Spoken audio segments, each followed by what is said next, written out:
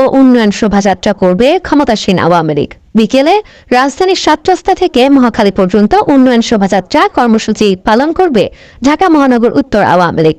এ সমাবেশে দলের বিপুল সংখ্যক নেতাকর্মী উপস্থিত থাকবেন বলে আশা আওয়ামী লীগ নেতাদের।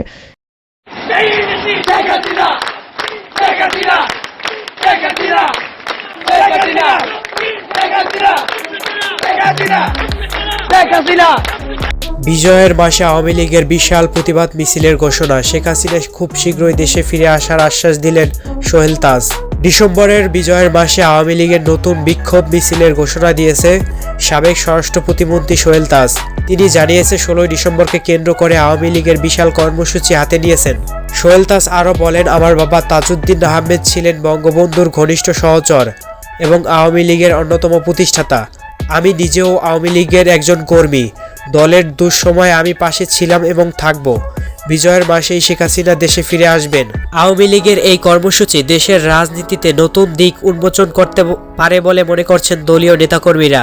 বিজয়ের মাসের এই উদ্যোগ রাজনৈতিক অঙ্গনে ইতিবাচক প্রভাব ফেলতে পারে বলে আশা করা হচ্ছে।